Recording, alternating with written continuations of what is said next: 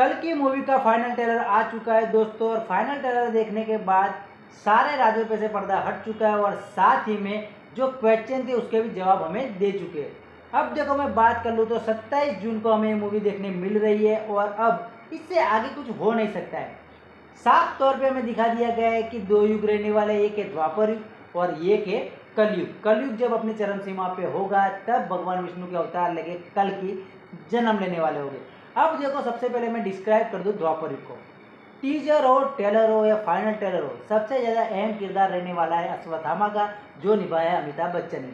अब यहाँ पे एक बड़ी सी रोशनी आ रही है, एक औरत के घर में जाके लग रही है। ये होगा महाभारत का सीन, जब अश्वत्थामा पांडवों के विनाश के लिए ब्रह्मास्त्र छोड़ते हैं तो वो ब्रह्मास्त्र जाके लगता है सीधा अभिमन्यु की पत्नी उत्तरा के घर में पड़ रहे बच्चे को। श्री कृष्ण भगवान वहाँ से क्रोधित होते हैं और अश्वत्थामा को श्राप दे देते कि युगों युगों तक आप जिंदा रहोगे और साथ ही में असह्य पीड़ा सहोगे, और आपकी जो मणि है जो आपको सुरक्षा और शक्ति प्रदान करती है उसे भी अलग कर दिया जाएगा, वो भी असह्य पीड़ा के साथ। अब यहाँ पे एक और सीन दिखाया गया है जहाँ पे हाथी गिरते हुए दिखा रहा है कुरुक्षेत्र के रण में। अब ये क्या हो सकता है, आपको ना पता तो बता दो कि महाभारत के युद्ध में अश्वत्थामा नाम का एक हाथी भी रहता है और उसके मरने के कारण द्रोणाचार्य के पास गलत खबर जाती है और वो वाला युद्ध का भी सीन हमें दिखाया गया है। यानी कि साफ तौर पे दिखाया गया है कि हमें कुरुक्षेत्र के भी बहुत सारे सीन यहाँ पे दिखाए जाएंगे।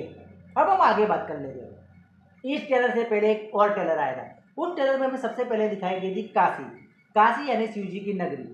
शिव जी का दूसरा रूप है काल भैरव और प्रभास ने भैरवा का किरदार निभाया है। और आपको बता दूं, 7 चिरंजीवी में से जो 7 चिरंजीवी में से 2 चिरंजीवी रहने वाले वो शिव जी के अंश रहने वाले हैं। तो क्या ये हो सकता है? देखो यहाँ पे क्लियर कट है। दूसरी बड़ी बात, विलन का किरदार। विलन के किरदार के लिए बहुत ही ज़्यादा सवाल खड़े हो रहे थे, लेकिन यहाँ पे दिखा दिया गया है कि कमल हासन हमें विलन के किरदार में देखने मिलने वाले हैं। और वहाँ पे डायलॉग चल रहा है कि युगों युगों तक बीत गए लेकिन ना कभी इंसान बदला था ना इंसान कभी बदलेगा। यानी कि अब इंसानों की सामत है।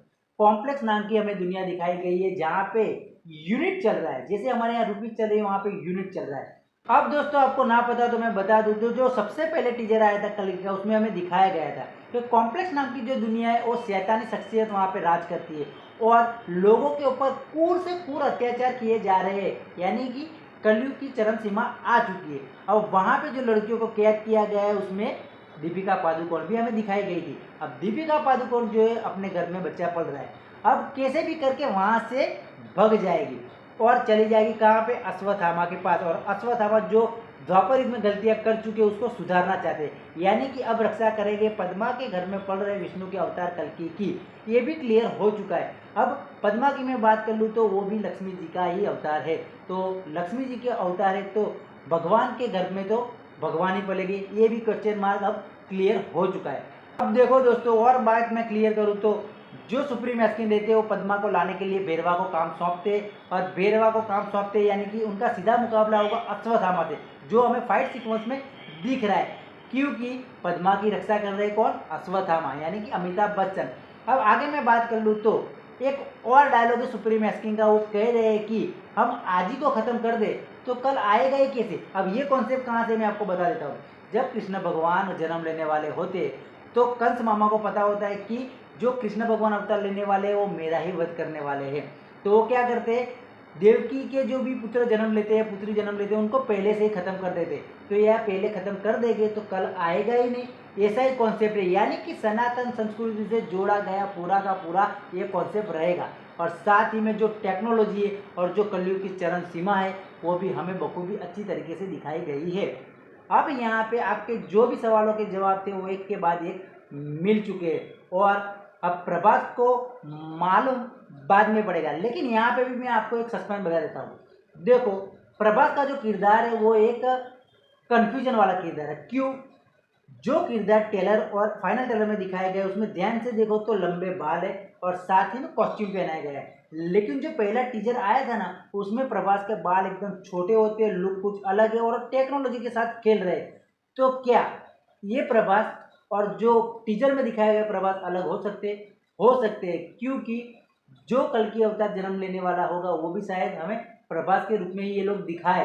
तो ये सारे सवालों के जवाब थे वो हमें टीजर ट्रेलर और फाइनल ट्रेलर में क्लियर कट कर दिया कि भाई कौन रहेगा विलन कौन रहेगा मेन किरदार और किस किस के बीच में फाइट होने वाली है। और भाई साइंस फिक्शन मूवी है तो आपको टेक्नोलॉजी तो बहुत ही बढ़िया तरीके से दिखाई जाएगी और नाग अश्विन जो है वो बखूबी आपके साथ खेल के अच्छा सा कॉन्सेप्ट लेके और सनातन संस्कृति के साथ जोड़ के जो आपको दिखाएगा ना, आप लिटरली मैं बोल रहा हूँ सिनेमा घरों में खड़े होकर तालियां भी मारोगे और सीटियां भी मारोगे। इस हिसाब से मूवी रहने वाली होगी। और मूवी का जो क्लाइमेक्स रहेगा, मैं आपको अभी से कह रहा हूँ, मूवी का जो क्लाइमेक्स रहेगा वो ऐसा रहेगा कि भाई अब आगे क्या होगा। यानी कि नाग अश्विन जादू बिखेरने की तैयारी में 27 जून को सिनेमाघर में आ जाएगी और तहलका मचेगा, सीटियां बजेगी और साथ ही में लोगों को एक अलग ही दुनिया देखने मिलेगी साइंस फिक्शन के जरिए। इसे कहते हैं कॉन्सेप्ट, पौराणिक कथा के साथ नवयुग की निर्माण और साथ ही में दोनों का मिक्सअप और जो एक के बाद एक हमें सीक्वेंस दिखाई जाएगी, बहुत ही लाजवाब रहने वाले हैं। मैं लिख के दे रहा हूँ, ये मूवी सारे रिकॉर्ड तोड़ने वाली है। बाकी दोस्तों आपको हमारे वीडियो के जरिए कोई भी सुझाव देना है तो आप कमेंट कर सकते हो। हम मिलेंगे आपको अगले वीडियो में, तब तक के लिए जय हिंद।